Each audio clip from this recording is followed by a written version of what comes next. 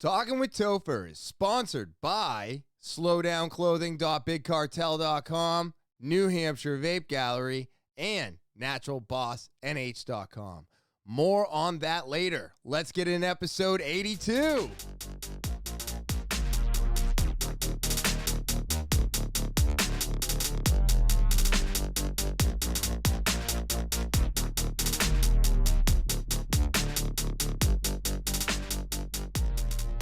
What is happening, TwT fans?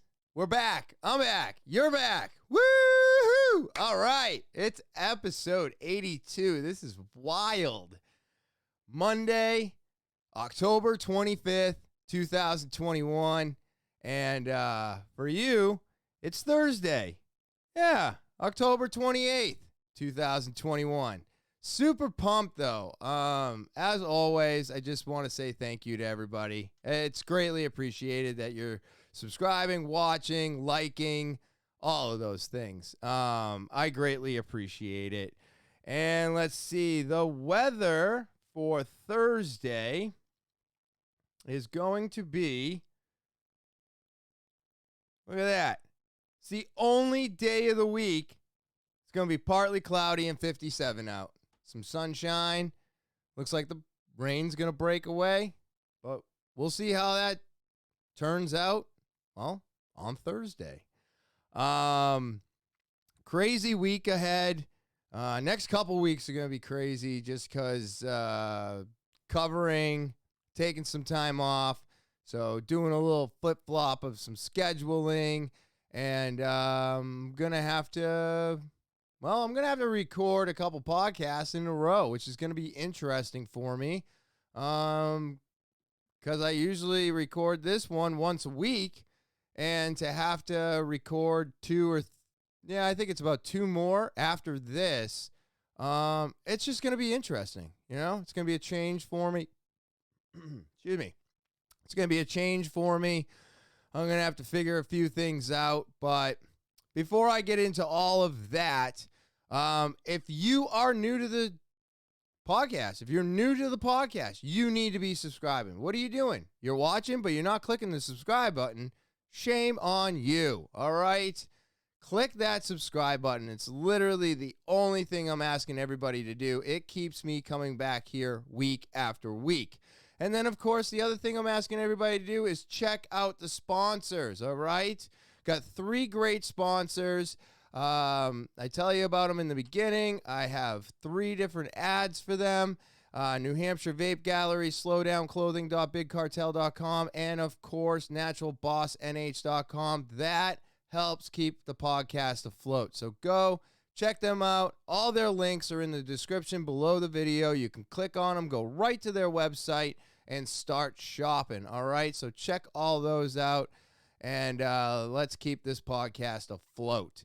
If you also want to know when all the new episodes are uploaded, then you need to be hitting the alarms. Hit the alarm so you know when all the new episodes upload. Click the like buttons, share, rate, review, and leave comments. Yes, comments. All of these things help the algorithm. It helps put the podcast into public's eye. I don't know. Shove it up the ladder. Who the fuck knows what it actually does? But it helps. So do all of those things. But please be subscribing if you're watching. That's the most important thing at the end of the day. It is completely free for you. But, you know, this isn't free to do. So if you want to follow me on social media, that's right. I'm out there. Instagram, Twitter, Snapchat, TikTok, and Facebook. Look, handles. They're right underneath my face, or I put them all in the description below the video. Again, that is Instagram, Twitter, Snapchat, TikTok, and Facebook. And, of course, if you want to get more involved with the podcast, you can send an email. Yeah, email, TALKIN with Topher at gmail.com. That's talkinwithtopher@gmail.com. If you would like to send in a story and want to get some free merch, put slow down in the subject line, send it on over. I pick it out, I read it, go over it. Maybe it turns out to be so good, want to put you on the podcast myself. So let's figure that out, but I will give you free merch You put slow down, I pick you out, and there you go. You only have to send the email over to talkinwithtopher@gmail.com. All right, that's talkinwithtopher@gmail.com. And now, with all of that out of the way, we can get into this week's weekly roundup. Yes, I have to say, it was a really good week, and I the end of the week was definitely my favorite part, but there was a lot of stuff that I was dealing with all week that it took me a little while to realize that these are all things I used to deal with while drinking, So, just for a quick example before I get too far off track, but I always get anxiety. I get anxiety about so much, and I never realized it was something that we're just all going to deal with, and you don't always have to take a medication for it. But first, Tuesday, I went back into the shop, had to take care of a whole bunch of stuff, and I was a little upset about things, but it was okay because that's what happens in retail. Not everybody works the same.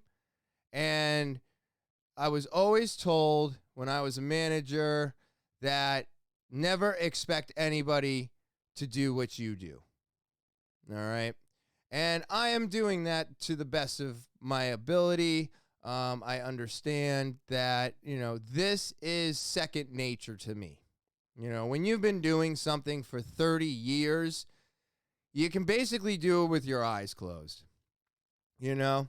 So I rearranged a bunch of stuff, cleaned a bunch of shit up, and then I do all my orders after that, and then I finish out my day and I go home. Tuesday wasn't too crazy. I'd have to say that almost every day at work is never too crazy, and I'm almost wondering why. I know why I do this. It's to remember what I wanted to talk about, because I don't write anything down anymore. That's another thing I'm not doing.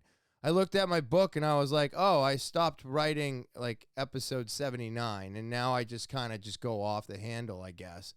I try to keep a basic idea. I got some notes, I do that, but nothing like, I'm not writing it all out anymore, which is very interesting to me, and it makes me feel a little freer. I don't feel like I'm so stuck in my ways, but I also feel like when I don't write shit down, I veer and I do this, and I like the structure of writing everything down because I feel like that kept me moving forward. But that's okay. It's not a big deal. So Wednesday shows up. I go to jiu-jitsu class. I got my knee brace, which was great. I definitely compressed the knee. But if anybody pushes on that thing, like, if you sit down and you're in, what are they calling it now? Crisscross applesauce, because I can't say something style anymore. But bending the knee out that way, like that, hurts really bad. So that's how we break guard. All right. You wrap your feet around somebody, and the way that they break guard is they push your knee to the floor. Well, I have to say, I can't take that very well right now. So I am learning how to work with, I guess, my disability. I mean, I'm not disabled, but I definitely keeps me from doing a lot of the stuff I wish I could do right now. So that happened in class. It definitely was burning a little bit, but it felt better with the knee. I don't even know if you call it a brace. It's more like a knee slip, I guess. Felt a lot better after class than it did on Monday without anything on it at all. So I finished that up, got out of there, came home, and then, there was a bunch of shit going on at the house, and then it's time to edit. And my wife has been doing, we've got some old shit. Everybody's got old shit laying around the house. So she went to go run off and sell a few things that she put up on Facebook Market, and it's working out really well for her. I can't knock her for that. I mean, I put so much shit up for sale, and now one of the websites I used to use doesn't exist anymore, and the other ones, they suck because I have to go take the pictures all over again, and half of the shit that I had up for sale, I took pictures for years ago, put it in a box, bubble wrapped it, and it's been sitting there ever since, and now the apps don't want to access all of your gallery, so you have to, I don't want to go and fucking take pictures of everything again, so I guess it'll just sit there in a box instead of it. But she's selling shit, so I told her I'm going to have her post some of my shit. I'm going to send her the pictures and have her put it up, see if we can't get this stuff gone. But she sold some house or something, a little tiny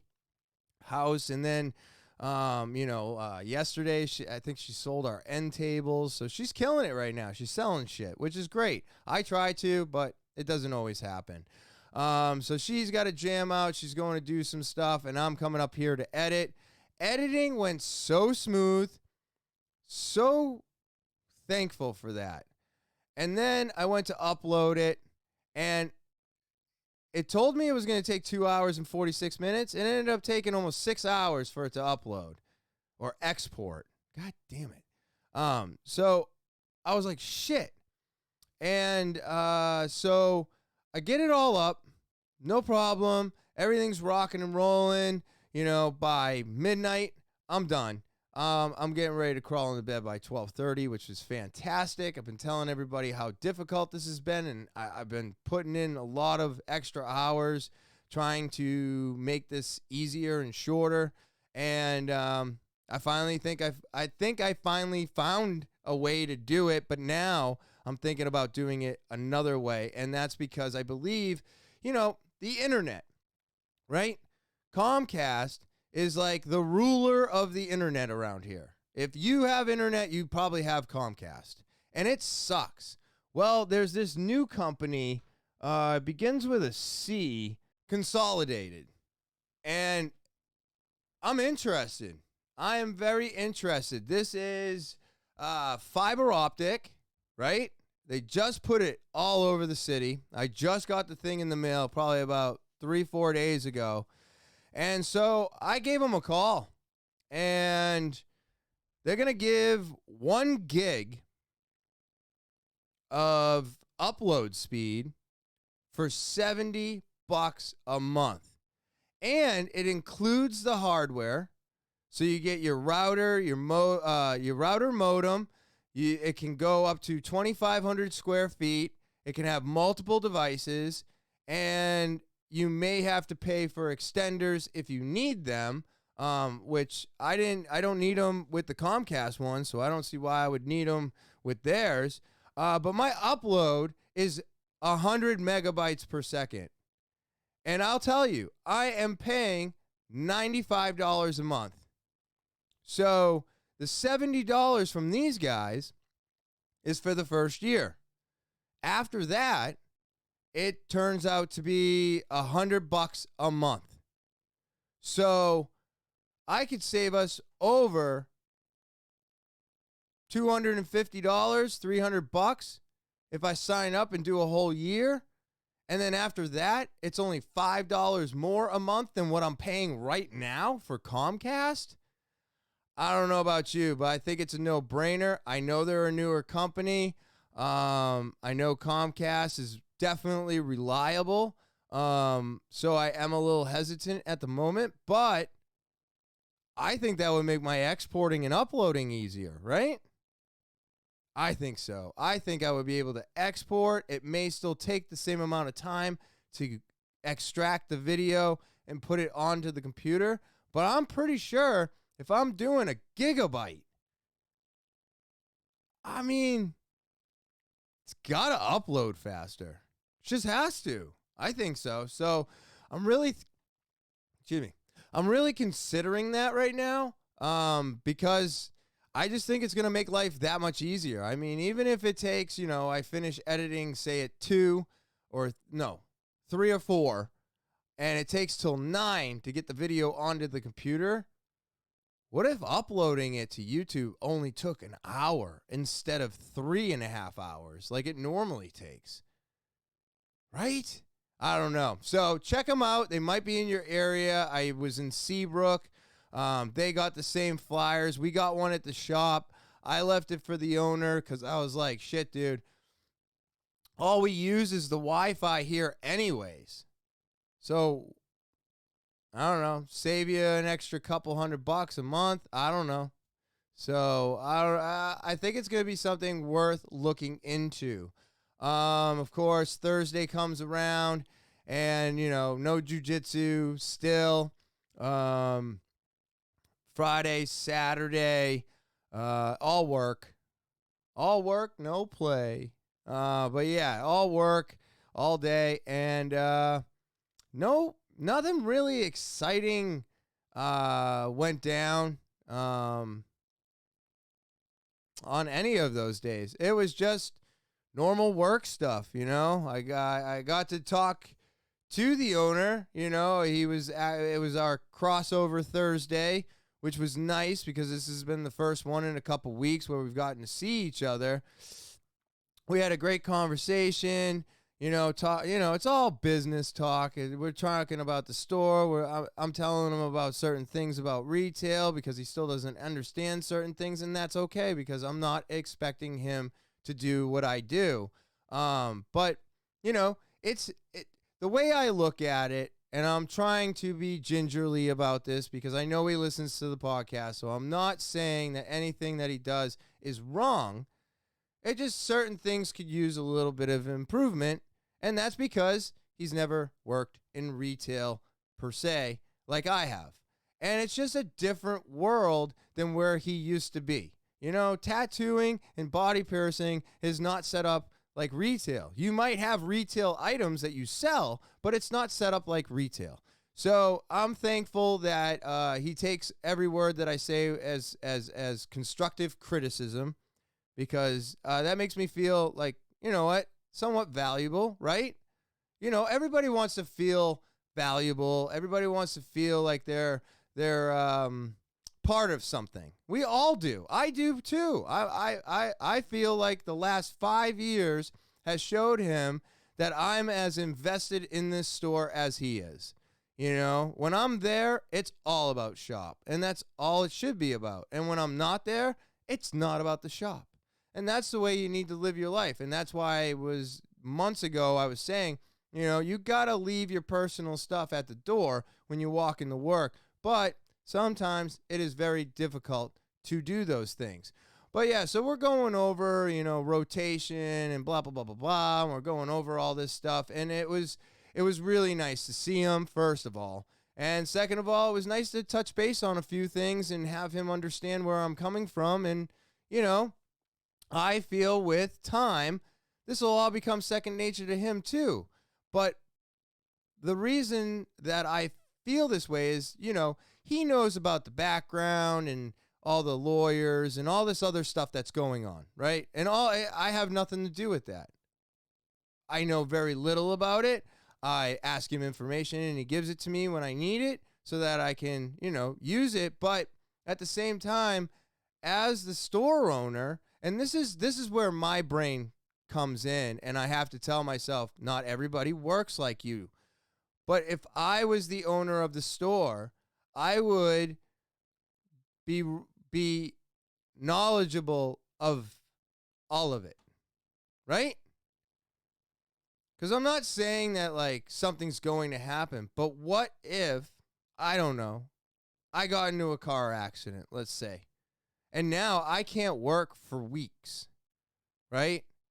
Well, he's going to have to bring somebody on, or he's going to have to run the shop by himself, and then he's not going to know how to do certain things.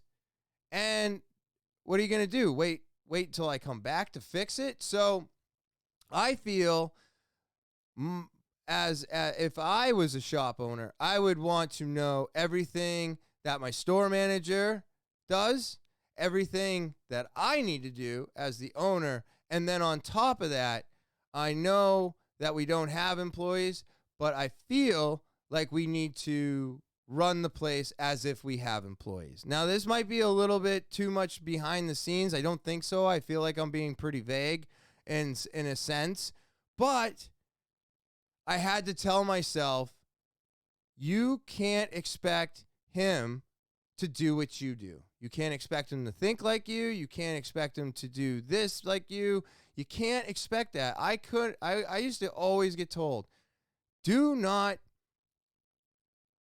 get discouraged when you ask somebody to do something and they don't do it exactly how you would do it, because you're asking them to do it because it's your job to ask these people to do these things, and it's their job to accomplish it.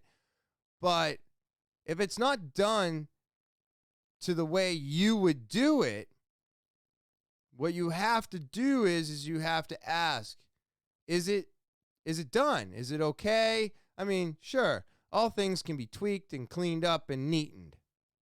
That's all I'm talking. But are the juices making it out in the proper spots? Are the coils making it? You know what I mean? Just like, is everything getting to where it needs to go? Then that's okay too. So I had to go over this stuff in my own mind as I was also dealing with a few other things. And it just made me realize that, you know, as much as I want everything to go the way that I want it, I do have to constantly check myself and be like, shit. You have to remember, even though this person is a friend, you can't be talking to him this way. Like, I can't treat him like a friend in a sense when we are behind the counter. I have to keep myself in check, and I have to keep reminding myself that, yeah, he is my friend. That's fine. Friends can work together. But in business, you also have to remember where your place is, right? And no matter what, I'm still his employee. And because he's my friend, I feel like I can talk to him a certain way. But that's not the way you would talk to your boss. So I have to put myself in check and be like, oh shit, if I keep saying whatever, I could put myself in a jeopardizing situation where he's going to be like, well, if he doesn't want this, or it's just always bad, bad, bad. Well, at the end of the day, it's his shop. And what's to stop him from finally treating me like an employee? Right? So all these things coming through my mind, and I bring this all to light with him. We talk about it, and it was great because I always think of things going so bad, and I had a lot of anxiety about this because I was like, oh my God, I don't want to do this. I don't want to do that, but I want you to do this and this and this and this. And that's not the way this works. Right? He's the store owner. I'm the employee. And he reassured me that it's all good. He understands where I'm coming from. And he did let me know that I've gotten a lot better in the last 5 years than when I started. So, and I found that to be interesting, but I could also tell that he was stressed out because of the way things were going around the shop. You know, the way stuff was displayed, the way it got processed, this and that. And I looked at him and I was like, dude, don't feel that way. I can literally come into this store and see by what you've done that you're stressed out. And it's funny because when I first started, I was stressed out because I came from corporate, I came from structure. And then I walk into this shop and there's nothing. I literally had to build the structure that is in the shop today. And it's fine. I'm glad I did that. I mean, I got Walmart, Hobby Lobby, and Tractor Supply. All their background bullshit is what runs that place. I took a little bit from everybody and I made it my own. And I lost my train of thought. Shit. Oh, yeah. And so I was letting him know that, hey, if you're stressed out, man, if you're really having a hard time, and he's telling me what he was doing and all this other shit, and I'm like, good, that's fine. I mean, you don't have to explain yourself to me. I'm letting you know that if you're having a hard time with shit, leave it. I would rather have you do all the pricing and get nothing out than try to price and get everything out, and then I'm just going to come back through and clean it up. It's actually more difficult to clean it up than it is to just put it out. So, I mean, like I said, we haven't had a talk like this in weeks, and it felt really good, and I was just really, really happy about everything we had to talk about. And then, Saturday couldn't come fast enough. It never can. I mean, I love work. I love getting paid. I like doing things, but at the same time, you always want to go home. So I fucking go home, and I am having the worst anxiety because Sunday is the last day for the dogs to be walked. And this is super exciting because now I'm getting my mornings back. So I went to do all my normal morning shit. Coming back, me and the wife are hanging out. We're chit-chatting, we're talking. And I'm like, all right, it's the last mow of the year. And so I go out there and I'm mowing, getting everything all cleaned up, because I didn't want the dogs to go out onto the lawn before I mowed, because then if they poop, it's all in the long grass, and that's so annoying. And I knew that we were getting close to the end of growth because we had a frost Sunday morning. It was our very first frost. I was excited about it because that's the indication that all the plants are done. That's it. They're all going to go to sleep, and we'll see them in the spring. So I get this all mowed, get everything cleaned up, come inside, we eat lunch, and that's it. After lunch, go and have some coffee. I had some more coffee, actually. And I go outside, and we let the dogs out, and now they're roaming around the yard. And I wanted all of this to go a specific way because I know that everything that I did, I think, is going to keep the dogs in. But without the dogs out there, I can't tell whether or not they are going to find something. So we stood out there. Wife starts a fire, which was so cool to have a fire in the fire pit that's been rebuilt 3 times now. And so we're out there having a fire. The dogs are running around. And my anxiety that I had built up for weeks.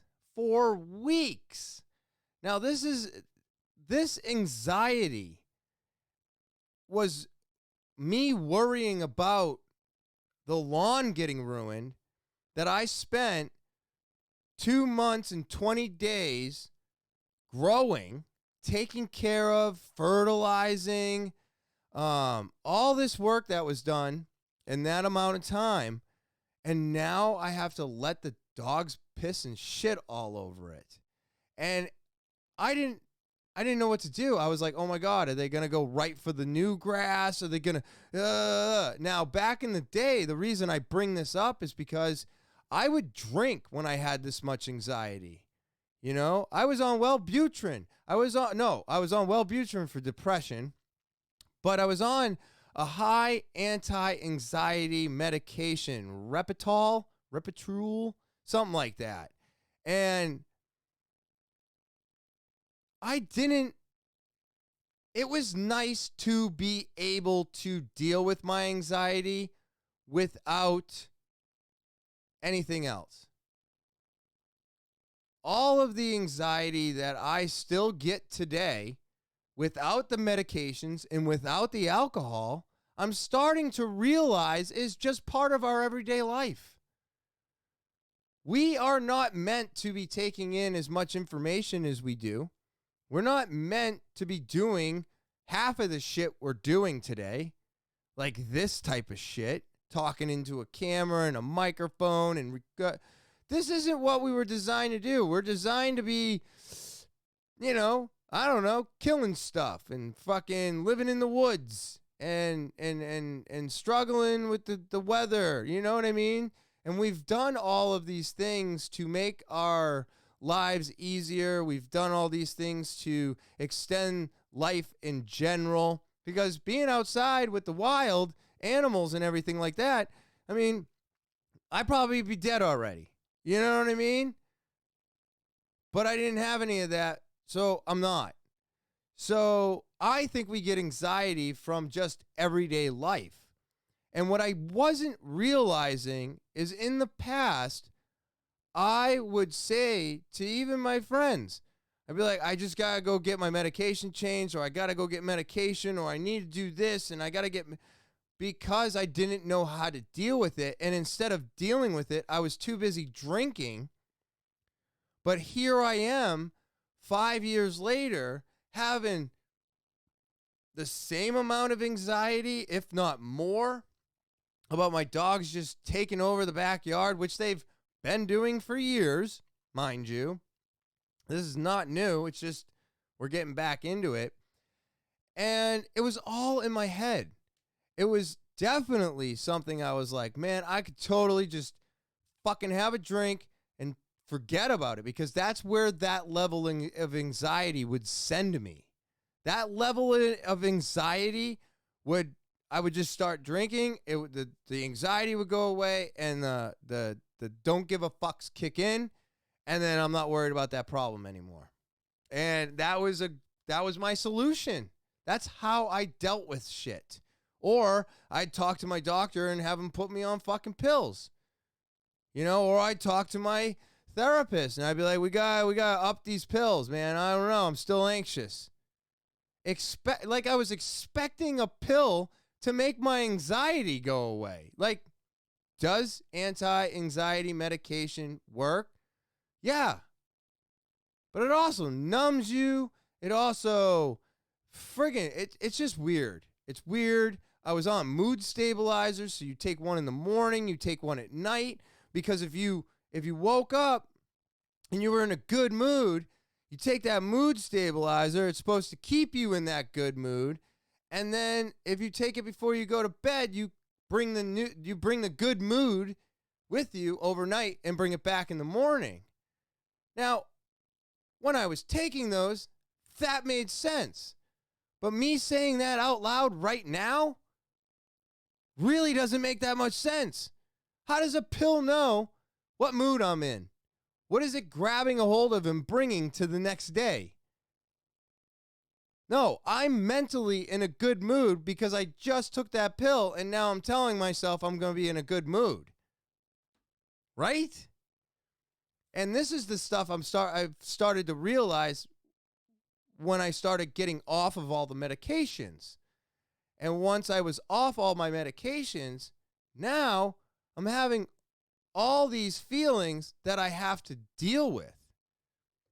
So I got my own head. I had a shit ton of anxiety. And then Sunday, we let the dogs roam around. They pissed. We were out there. They pooped. I cleaned it up. No big deal. Everything's going great. And then we come inside and we're watching the news, and they talk about the frost, and they talk about how nothing's going to grow after this. And I was like, oh, this is awesome. And then I'm like, all right, I'm going to have to go out there. I'm going to have to clean up poop. I got to take care of this. We don't want to leave that on the lawn too long. And then they're like, it's going to rain for like the next 3 days. And I was like, oh my God. I cut my grass. I let my dogs back out, and they're going to pee. And now the rain is just going to wash it away. The only bummer part is that, I'm probably not going to go out there and clean up the poop for a couple days. So I might have some dead grass, but what am I going to do? What am I going to do? Do I lose all the time that I've been losing and continue to walk them? Or do I just let them do what they've been doing for the last 8 years and I get my time back and I finally get to go to Thursday jiu-jitsu? Well, no, I'm going to go to jiu-jitsu. You know, I've got to learn to let go. I can't let it give me anxiety. The whole point of all of this was for yesterday. So I talk about this because these are reasons why I used to drink. And now I'm realizing that I don't. And that's not just because I'm 5 years separated from alcohol, but it's because I've taken care of myself. I've gotten myself to the point where I know myself. I actually know my body. I actually know what I'm feeling, how I'm not feeling, what's causing it, what am I thinking about, what is X, Y, and Z. All of this shit took so much time to figure out that it's nice to finally be in a spot where I'm like, okay, I'm just anxious, got a lot of anxiety. It's okay. Get this, and this done, and we'll get to the anxiety part of it. We got to get through this. And then we did, and it was so simple. And I was like, oh my God, I can't believe that I used to drink this away. I used to pop pills to make this go away. I used to think talking to a therapist was the way to do it. And I'm not saying that therapy is wrong, or I think therapy is very good. I want to say that right off the bat. I encourage therapy. I think all of us need to talk to somebody that is not within our circle that can have an objective view on what's going on. I'm just saying my therapist, I went to him because I knew he was going to prescribe me drugs, and the drugs were what I was betting would fix me. So going and talking to him was actually pretty good, but the problem is that we never set up an initial like talking session. Like, I know people that go in, they talk to the therapist, then they just, all kinds of shit, and they're having like, actual conversations, and these therapists are helping to work through. Most of my conversations were, this is how the medications make me feel. This is what I'm feeling. I think we need to go up. I think we need to go down. Oop, we finally got the medication. Okay, great. I'll see you in 6 months. You know what I mean? So I wasn't talking in therapy. We were basically just making sure my heart rate was good, my blood pressure was good, and making sure that the pills were actually working. So a little bit of a different reason why I say what I just said. But yeah, I think therapy's great. I mean, I've actually considered it recently of just going and talking to somebody. Because sometimes you just need to talk to somebody that's not within your circle. You just got to go do it. If you talk to the same people all the time, they don't have an objective view. And you need an objective view. So if you ever feel like you need to talk to somebody, I would. There's plenty of ways to do it. There's plenty of therapists out there. And if you can't get to one, or insurance doesn't cover it, then check out BetterHelp. I'm not a sponsor. I mean, they are not a sponsor of this podcast. But, man, I've heard of a lot of people using BetterHelp, and they've gotten a lot of help from it. So that's great.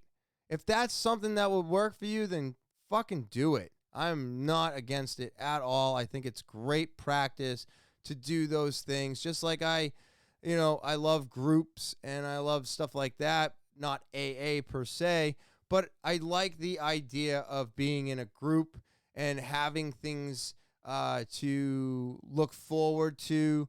And then maybe all of a sudden one week, they ask you to take over the meeting or be the book holder. You know what I mean? And people get responsibilities. Responsibilities lead to wanting to do better. When you're a fuck up and an alcoholic and just down, you don't feel like you're part of anything, and therefore the drive for getting better is not there. But I'll tell you, the one time that I did the meeting and I was going, the one time I went to AA and they finally asked me to, after speaking a few times, they asked me to sit at the table. They asked me to run the meeting, which means I get up, I speak, I bring, let people come up, and then when they're done, I announce where we're at in the meeting, and it gave me a responsibility. That's important. A lot of people trying to get better need responsibility. Luckily for me, this time around, when I finally got sober off of alcohol and chose to do it for myself, I had a lot of responsibilities, which is probably the reason why I finally realized that this shit was not helping me and it could only hurt, So that's why I got into that. I just want everybody to know. I believe we're all in the same spot. We're all dealing with this shit all the time. The difference is that we have something masking where this is coming from. And if you can find the root of that issue, you can beat the issue.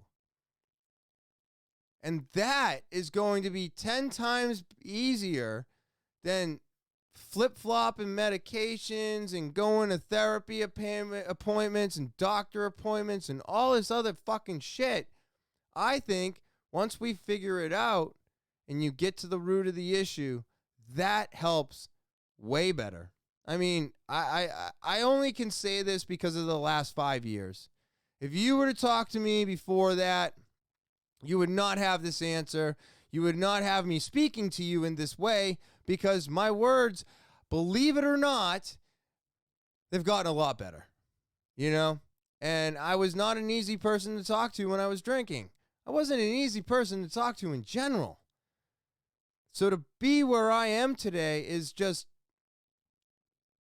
really nice. It's really, really nice, and it makes me super happy, which is why I was so happy to have these discussions with him, and why it was nice to deal with that whole anxiety-ridden process the way I did. Because once I got through it and they were doing their thing, there was nothing to be anxious about anymore. I was like, oh, what did you think was going to happen? They were just going to start pissing everywhere and the lawn was going to be dead tomorrow? So you get in your head, we all do it, and I think almost all of us could do it without the help of pills. Maybe we still need to talk to somebody. Maybe we need to have the pills to figure ourselves out. I did it for 20 years. 20 years antidepressant, and I was on high anxiety and mood stabilizers for like 5 years. So I'm not against any of it. I'm just saying, if you are where I am today and you're still doing all of those other things, but you're staying off of your poison of choice, then it might be time to take a look at that and see if it's benefiting you as much as you thought it was. And it was like, once I stopped drinking, I had to get off the antidepressants, because believe it or not, once I started figuring out what was making me depressed, it wasn't making me depressed anymore. And therefore, I didn't need the medication for it. And with the depression depleting and going away, then I didn't need the anxiety medication and the mood stabilizers, because once my depression left, my mood went better. It was good. And I'm like, oh, I don't need, oh, I see. This all rolls into one. It all rolls into one. And I think it starts with our addiction. You know? Because I had friends telling me for years, dude, why are you going to therapy? What is this person doing for you? Why are you taking these pills? What are these pills doing to you? And I'm like, I'm fine. It's fine. And it wasn't. And it wasn't until I got off of alcohol that I could actually open my eyes and figure this all out. So I just thought it's crazy, this world we go into in our mind when we have anxiety or we have these emotions going on. And I was just like, no, I can deal with this on my own. I just have to do it in my specific way. Like my wife was so funny. She's like, can I let the dogs out yet? And I'm like, no, I'm going to finish this. We're going to eat. Then we're letting out the dogs. I have to physically be out in the yard when they come and piss and shit on it for the very first time. And that helps me get over my anxiety. Because now I have to let go. And it gave me a better idea of where they're going to pick. You know, Barry went around the back of the garage. He likes that spot. Archer likes in front of the shed. Guess what? Neither one of those places is where the new grass is growing. And then their favorite spot to poop is in the corner on the other side. And I'm like, oh, this is great. They are literally all over the crabgrass. That's all that grows in those corners because we had trees and we had shade. So we were lucky if we ever got grass there. And with all the trees being cut down, not just only mine, but my neighbors around me, as the trees started getting cut down all around the yard, crabgrass was the only thing that took off. So I was like, yes. And then I was like, oh, man, this is great. So we are back to where we were 2 months and 20 days ago, which is letting the dogs out in the backyard. And now I'm going to start getting my time back, which is going to allow me to do all the things I haven't been capable of doing, swinging kettlebells. I can't really run right now. My knee is really on fire, and I'll get more into that in a second. But I'm going to get all this stuff back. And now, for the very first time this week, when you're watching this podcast or listening to it, when it uploads at 5 in the morning, that morning, I will be on the jiu-jitsu mats in Plastow. Super pumped. It has been 12 or 14 weeks now. And now I'm just really excited to get back in there. I haven't seen anybody in a while. I'm sure everything's changed because, 2.5 months, it's a long time. People change. People, everybody changes. And I just cannot believe that we are so close to Halloween, and my birthday's around the friggin' corner. Also in November is my 5-day water fast, in case you're interested. I will be posting all of those things. But I know for a lot of people, fasting is difficult, but I try to do it in the beginning. So my 5-day water fast could be coming up a lot sooner than I anticipated. I'm going to have to put some thought into that. But yeah, so keep on the lookout for all of that. I will post everything and let you know when I'm thinking about doing it. It will be before Thanksgiving, just to let you know. I would never do that to anybody. I'm not going to ask anybody to skip out on turkey or anything like that. Probably the week before Thanksgiving. This is first year. Well, this is what is it? I think my birthday falls on Thanksgiving like every 4 or 5 years, and this just happens to be the year that it falls on Thanksgiving. So I was hoping it wasn't, but it is, so that's fine. So I just can't believe how fast everything's going, And then today I go to class, and it was a great class. I had to go down by myself, so I drove down, friggin' go into class, and we're all talking and they're talking about skiing. I don't ski. I don't snowboard. I don't go on mountains. I've got enough issues. I'm not adding on any extras. It's the same reason I stopped mountain biking. I get to a point where I don't know what happens, but like fear shuts down and I think I'm invincible, and then I hurt myself because I don't know what it is, but like the last mountain bike trip we went on, I was just ahead of everybody going down this fucking mountain, and I'm not paying attention. I'm ahead of everybody. Screwing down and just fucking screwing. And it goes from the rocky path into the narrow path, and now you're cutting in and you're going into the woods, and it was like orange tape, and I saw the orange tape, and then I saw it continuing, and then all of a sudden it stopped, and there was a tree down, and I wasn't paying attention to the tree because I'm looking at the orange tape, and I just, I kind of threw my side into it, and I didn't get too hurt, but I twisted my ankle, and it screwed up everything for like 6 weeks. And it took almost a year for my ankle to feel normal. And then I realized how much I was getting damaged in jiu-jitsu, and I was like, well, wait a minute. If I go mountain biking, what if I get into that zone again and something really bad happens? I'm like, you know what? Let's just not do that. And I don't know if this is because I don't drink anymore. I don't know if it's because I'm just getting older and I worry about this shit more. But I was like, you know what? I'm going to tap out on the next couple ones because I feel like it's a little too dangerous for me. So I don't go on those trips anymore. It's just not in my wheelhouse. I'm not doing anything that could,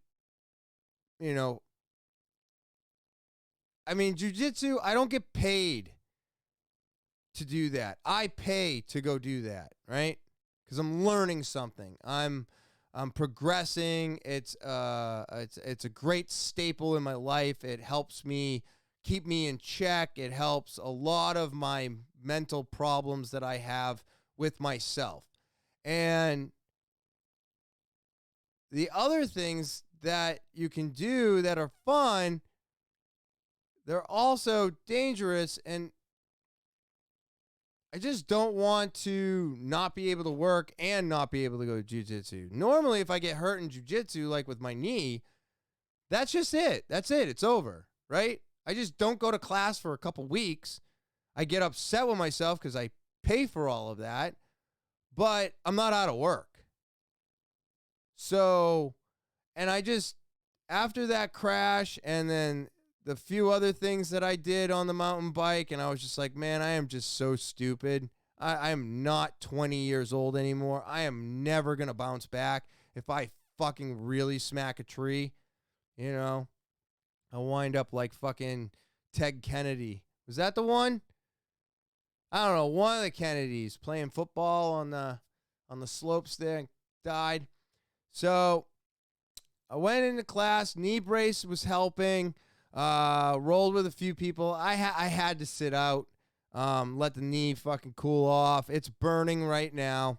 I don't have a doctor's appointment, which is so frustrating, but that's the way it goes. I'm waiting for them to call me back. And of course, I'm like, I even told the nurse, I'm like, I don't want to come and see you.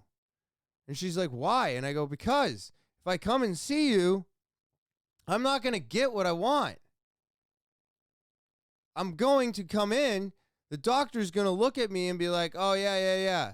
He'll be able to see that I'm hurt, but I don't think I'm as hurt as I'm putting it in my brain. In my brain, I have a torn meniscus. This stuff, it's going to fall apart any moment, and the last time I thought that way, he looked at it and he was like, just stay off your knee for like another week. And then you should be okay on light duty, light duty for jiu-jitsu. And I was like, Okay, and then they took an x-ray, which doesn't show you anything because except for the fact that whether or not the bone is fractured. But I'm not coming to you because I think something's fractured. I'm coming to you because I think a ligament is torn. But they still have to do an x-ray before they do an MRI because that's the way our insurance companies work. So it's very frustrating to wait.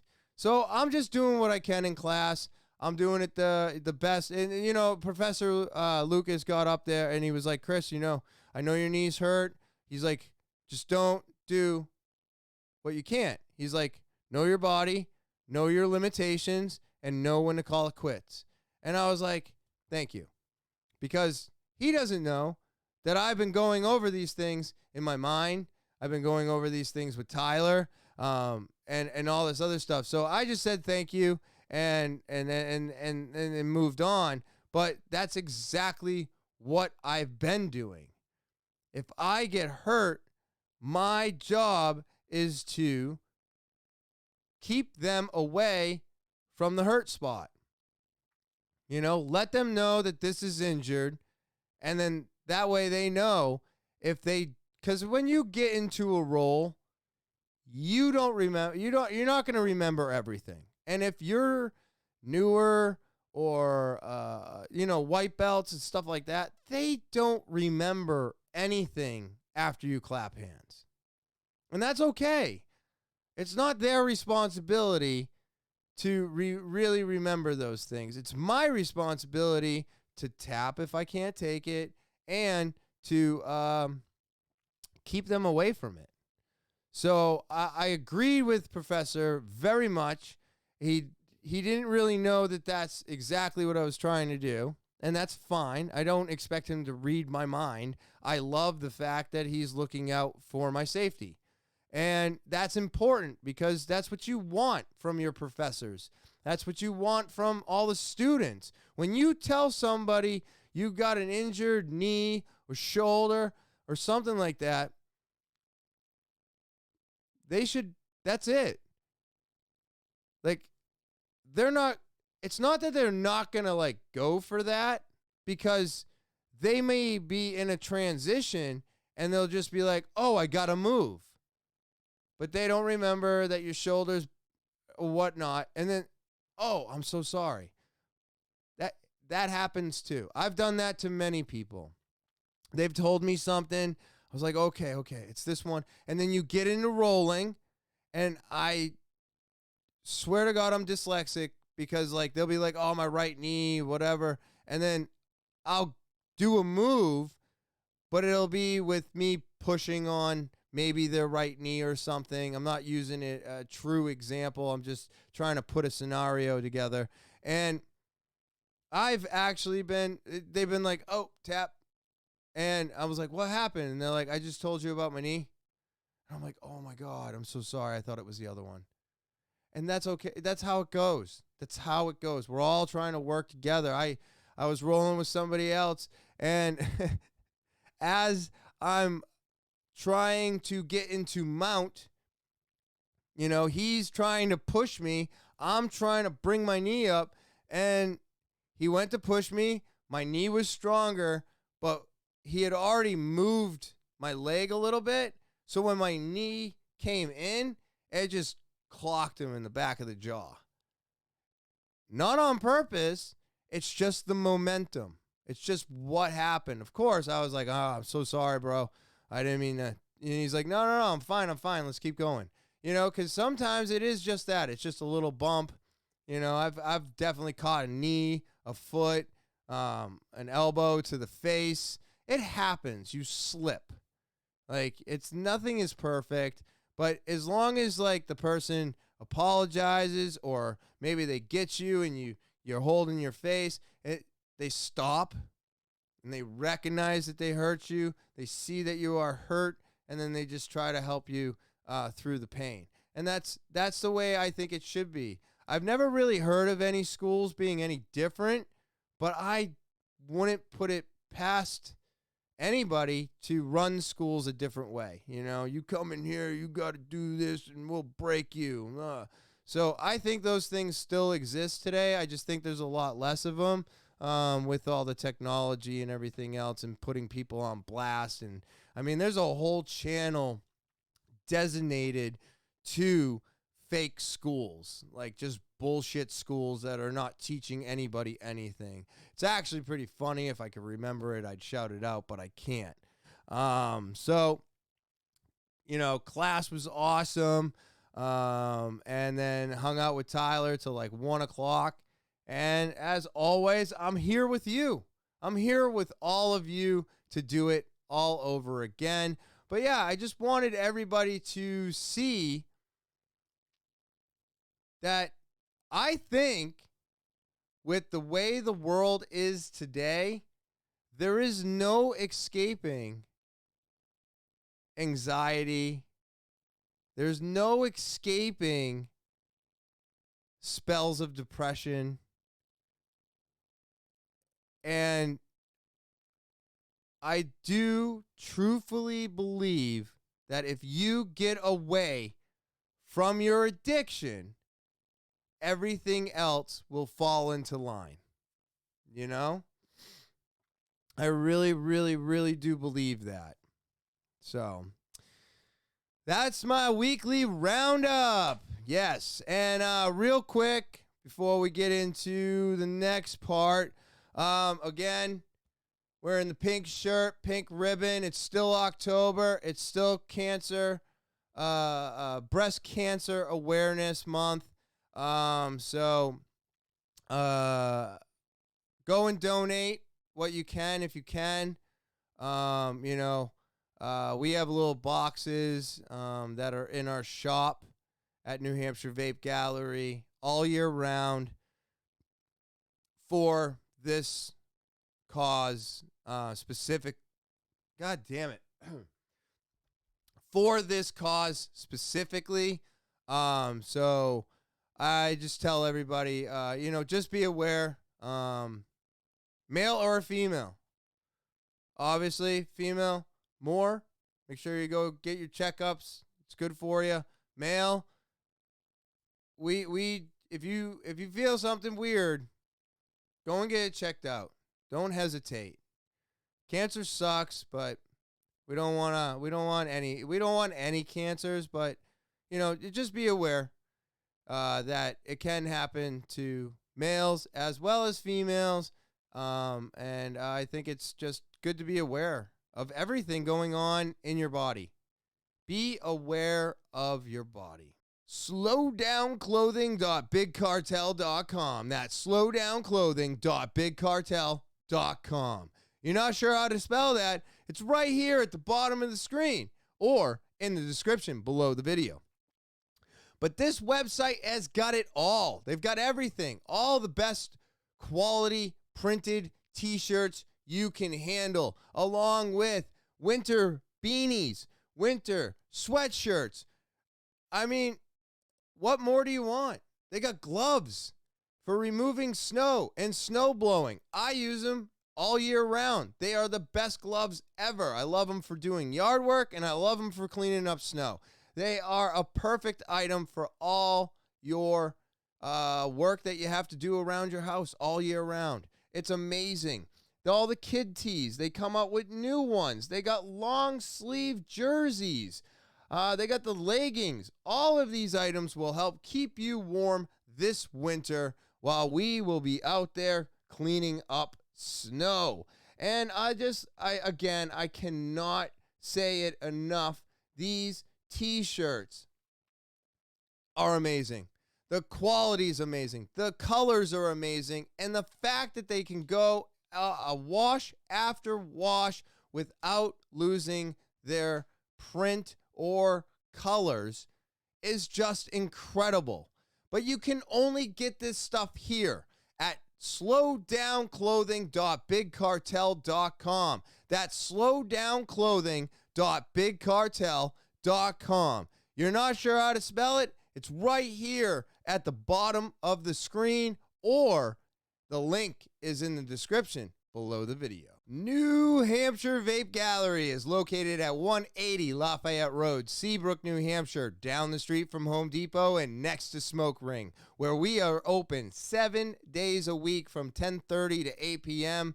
And you feel free to give us a call, 603-814-4171. We have got it all. I've been saying it forever now. That's right. You looking for disposables, you looking for flavors, you looking for menthol. We've got it in stock today. Our Escobar disposables are amazing. I love these things. They are 2,500 puffs for $25. You buy 3, it's 70. What a great deal, and so many puffs to give. Our devices, the IPX80, the Nord 4, the brand new G-Priv. All of those devices are in stock today, and come in and get them, right? Come and get them. And other things that we have. Look at this right here. Escobar, Delta 8. I've got Moonmen, Delta 8 disposables, cartridges made by Effects. Great Delta 8. I've also got pre-rolls, Delta 8. I got CBD. We carry everything. So if you're looking for CBD or Delta 8 or maybe just some way to get off of those cigarettes, come on in today to New Hampshire Vape Gallery, located at 180 Lafayette Road, Seabrook, New Hampshire, down the street from Home Depot and next to Smoke Ring, where we are open 7 days a week from 10:30 to 8 p.m. And you can always give us a call to see if we have something in stock, 603-814-4171. And as always, I look forward to seeing you there. NaturalBossNH.com. That's NaturalBossNH.com. I love this website. I still use the hand sanitizer religiously. And you can get some now. It's on sale for $3 a bottle. Best hand sanitizer I've ever used. And I like the way it makes my hands feel. I like the fact that my hands are clean after using it. And it keeps me a little bit safer from the flu and COVID. You can get some salve for your dry skin. Maybe you got a beard that's all over the place, need some cleaning up. Get yourself some beard oil. Their lip balm is amazing. I love it and got to get myself some more because I used all mine up this summer. I've been using it all year round. My lips are always dry, and the winter tears them up, and this stuff keeps them from cracking. So I can't wait to get some more. And then, of course, they got their foot and body soak, which is just amazing. It can take those stressful days and just melt them away and have a nice evening and a good soak. And then you're all set. You're relaxed. And now you're ready for tomorrow. It sounds amazing. That's because it is amazing. But you can only get these products from NaturalBossNH.com. That's NaturalBossNH.com. Buy one or all 5 of these products today. All right, let's get into this week's current events. Woo! All right, current events. I like this segment. It's fun for me. I found a couple segments that have some videos. I know my reading is not the best, and trust me, I am working on it. But I've been doing a lot of digging into things, and one of the things I've been looking into since my knee has been getting messed up, my fingers, this knuckle up here, these 2 fingers, I have to tape these 2 together. I have to tape this knuckle up top. I have to tape the thumb because the thumb joint popped weeks and weeks ago. All these things are happening to my body that I am not understanding. And I started looking into it a little bit more because I was wondering if vaping dehydrates you, right? It attaches itself to water molecules as it exits our body. So therefore, taking water away from us, which is why back in the day they called it water vapor. Just an FYI. It is not water vapor. It attaches itself to water molecules, and that's where the term came from. Found that out. And then I was like, well, wait a minute. If it's pulling water out of my lungs and off my tongue and out of my mouth, which causes dry mouth, it causes the taste to go away. So if you're ever vaping, here's a small tip, and probably going to be one of my smaller clips later. But if you're ever vaping and you can't taste your flavor anymore, drink some water. Not soda, not anything else. Just water. You're dehydrated and you need to hydrate, and then all of a sudden the flavor comes back. Really weird, huh? So I've known all those things for years. What I wanted to know was, is vaping dehydrating me to the extent of my joints failing? Now, I will tell you, when I looked into this, I did not find any hard evidence. There are cases linked to body aches, headaches, joint pain because of vaping, but these were all in younger teens, younger adults, and they've never smoked cigarettes, they've never done. So when they went from nothing to vaping, these side effects happened, not 100% linked to vaping altogether, but definitely symptoms of it. I'm wondering if that's because they've never done anything before, so their body is just having a hard time with the vaping, where my body probably had a hard time with smoking cigarettes, right? But then I had some customers come into the store, and multiple times I had to tell people not to vape in the store. Now, quick story. Before COVID, we would let everybody vape in the store. Literally everybody. People would hang out forever, hours, vaping in that place. And I used to go home really shaky and confused.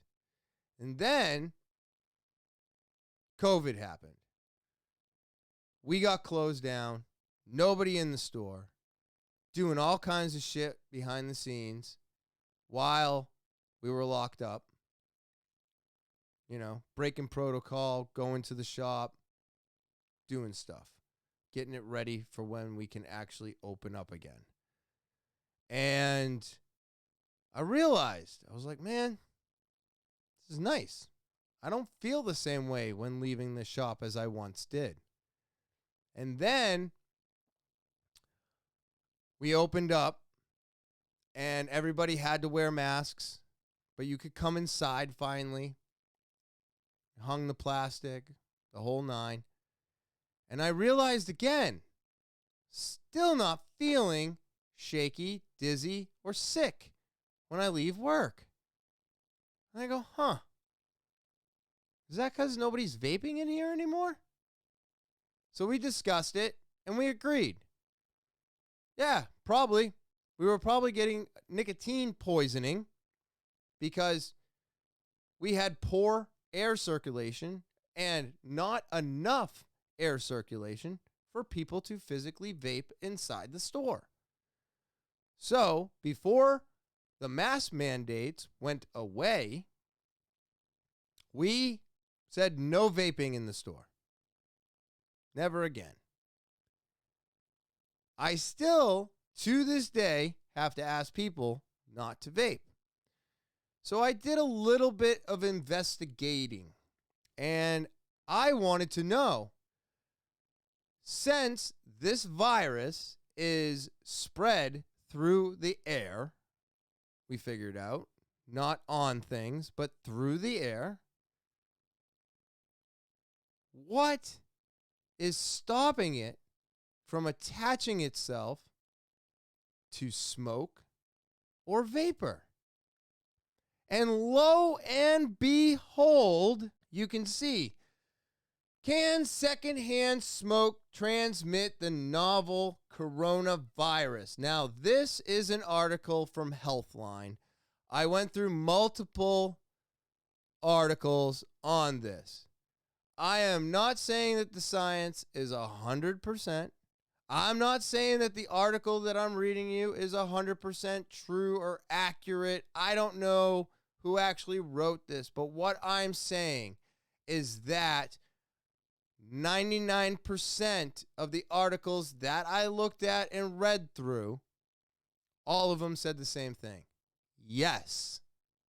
So here we are in the middle of a pandemic. You weren't capable of vaping in a store for a year and a half, right? Because you were wearing a fucking mask.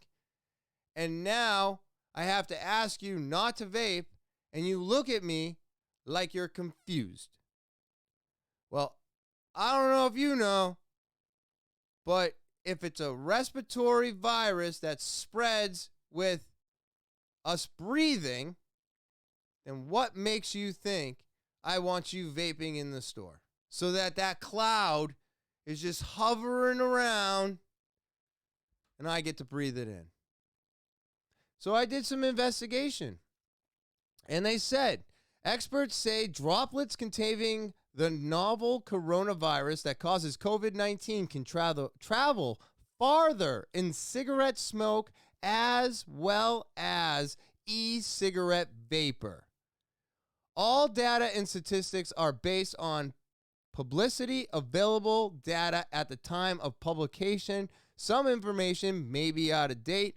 Visit our coronavirus hub and follow live updates page, the most recent information on COVID-19.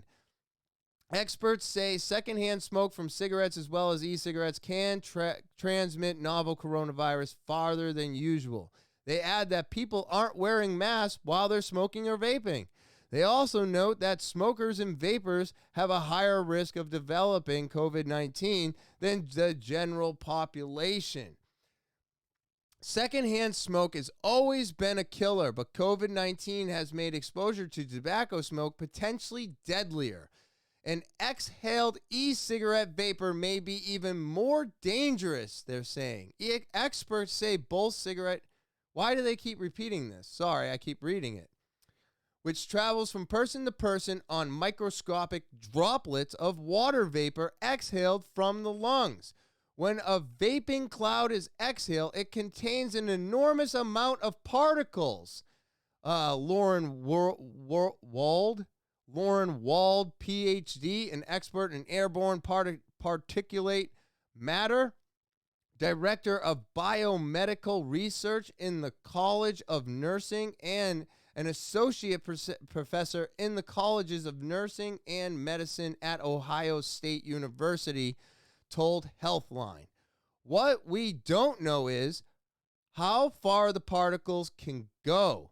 We know that the virus can attach to the particles and can travel 3, 4, or 5 times further than they would by simply being in the air. And this was my thought. I was thinking this. I was like, wait a minute. Has to, right? It's water vapor. Coronavirus is in the water particles. So what's to stop it from floating in the cloud? And I felt like I was right, but I also felt like I was wrong. And I'll explain that a little bit more in a second. Even just normal breathing can spread the disease, which is why face masks are recommended to keep virus particles from spreading freely through the air. I really wish they would put in the percentage of efficacy of the face mask in everything. It is 9 to 15%. It is 9 to 20%. And that's only if everybody's wearing them 100% correctly and they're all wearing the same one. N95 mask. That's it. That's all the studies are based off of. They're not based off of cloth masks. They're not based off of bandanas. They're not based off of paper masks. All the studies done on mask efficacy is done with an N95 mask, everybody wearing them exactly the same way. That means over your nose and over your mouth. If you are not doing that, you are nowhere near even the lowest percentage of the mask efficacy, which means you're lower than 9%. If it's only got 9 to 20 and everybody has to be on the same page, but nobody's on the same page, people wearing them below their nose, people wearing paper ones, people wearing a t-shirt, all of that brings the efficacy down closer to zero, which is why I'm not a fan of the mask, because we can't all get on the same page. So why fight, right?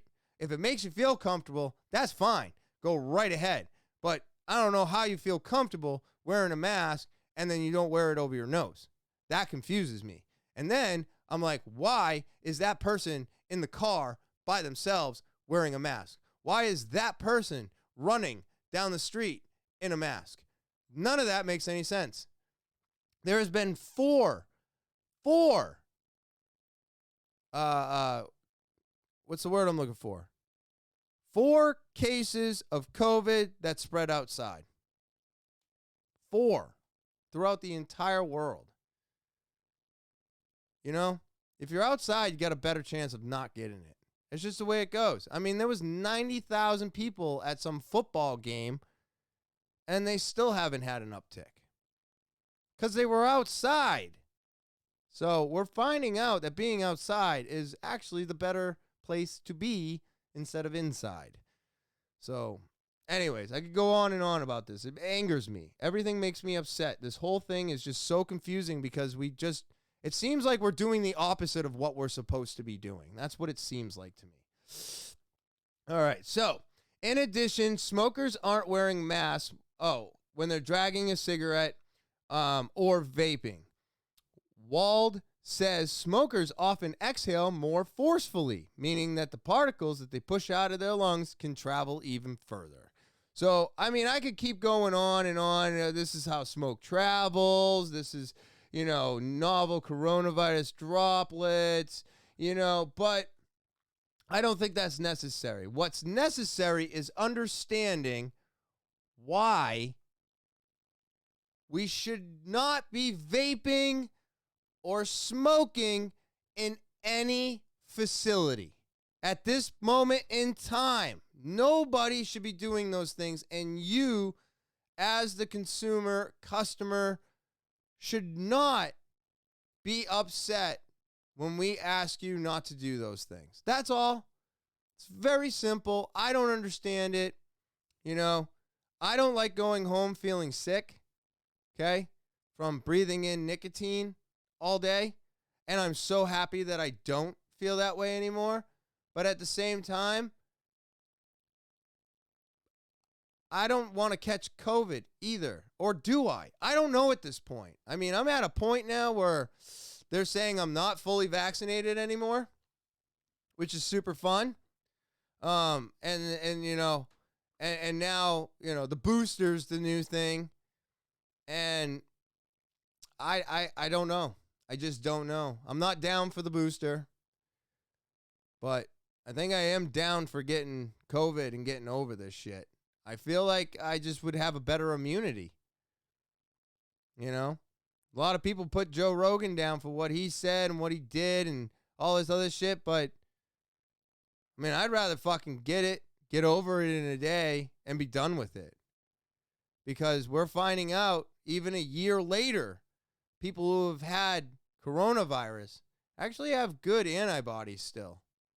So, I don't know. Look at the studies, look into it, but don't get upset with anybody behind a vape counter if they ask you not to vape. And the other thing I did too, because I started doubting myself as I always do, is I called up 6 different vape shops. I did not no, 2 of them I let know who I was. 4 of them I just acted like a customer because I didn't feel like I was getting anywhere. I don't understand that's the other thing that bothers me about vape shops. Everybody is like so cutthroat. As soon as you say you're calling from another vape shop, I mean, the person behind the phone, like, literally shut down. He was like, "Hey, how you doing?" And I'm like, "Hey, I'm blah, blah, blah from blah, blah, blah." And they're like, "Oh, well, you'd have to call back and talk to the owner." And I'm like, "Wait a minute. You're not going to tell me?" No, I'm not going to do that. And they didn't say this, but that's the feeling I get is you're the competition. I can't tell you what we're doing because then you'll do it. And you're already our competition. So I can't have any more competition. So if you're, he was probably like waiting for me to say what I do. And I didn't. I was just asking if he did allow people to vape inside. And he basically told me that. So after that, I was like, you know what? I'm not going to say who I am. I'm just going to pretend like I'm a customer and be like, "Hey, I'm shopping around and I want to know where I can vape. Can I vape in your store?" And I got 4 no's, 1 call the owner, and 1 yes. So I don't know if that shop that I called actually allows it. I really wish I had a 5-to-1 ratio, but right now I'd have to say I got a 4, a maybe, and a 1. So still, no one is letting anybody vape inside right now for the majority. And that's the page I thought we were all on. And this is the reason why we shouldn't be allowing it anywhere. All right? I just don't think it's right. I don't. If COVID is out there, which it is, and breathing spreads this, then what makes you think I'm going to allow you to vape in my store? It doesn't make any sense. Doesn't make any sense. All right, that's enough of that. I could talk about coronavirus forever, even though I know nothing of what I'm talking about. But here is the Facebook papers. These guys are so fucked. I do not know what is going to happen to this company. I heard something about a name change, but there was a lot of stuff going on Facebook while they were deplatforming people, taking down their negative shit, when they wanted to, with all the Trump and all that, they're taking all this stuff down. Meanwhile, I have to go to my phone for a few of these. But meanwhile, I got this update. Facebook whistleblower Francis Hahn testifies before the UK Parliament following the release of hundreds of internal company documents. And then Facebook is being used by militia groups and political leaders to incite violence. It has done little to fight back on it. And then dummy accounts showed Facebook researchers how algorithms led users to misfortune and divisive content. I mean, it just goes on and on and on. And you're like, holy shit. So this is like over 5 minutes long. I kind of am hoping they'll just get into it right in the beginning. But I wanted to play a little bit of this video to get a feel for what else is going on. And I don't know if the name change thing is real, but I thought I heard that Mark Zuckerberg wanted to change the name. Maybe they'll mention that in this clip, but I mean, what is going to happen when... I mean, I just don't know what's going to happen. This company has got so much bad shit behind it. And then on top of it, Trump is coming out with Truth Social. And it's going to be 100% free for all. Literally. Go on there, talk about QAnon, Flat Earth, aliens, Wuhan, all of it. Anything you talk about. It's supposed to be wide open. They're doing a test run right now through Apple to see if they even want to release the app. I say yes. I say yes. I was looking for it. I was ready to subscribe 2-3 days ago. But here we go. Let's see what they've got to say about Facebook. This wonderful company that has greatly changed all of our lives, right? Facebook executives condemned the attack on the US Capitol, but internally, some employees began to push back. Facebook, they suggested, was culpable. One writing an internal Facebook company chat, "All due respect, but haven't we had enough time to figure out how to manage discourse without enabling violence? We've been fueling this fire for a long time, and we shouldn't be surprised it's now out of control." Another wrote they were tired of thoughts and prayers from Facebook leadership. There were dozens of Stop the Steal groups active up until yesterday, another Facebook employee responded. Stop the Steal, the conspiracy theory movement that helped fuel the insurrection, had been organizing on Facebook for months. How did you guys hear about this event today?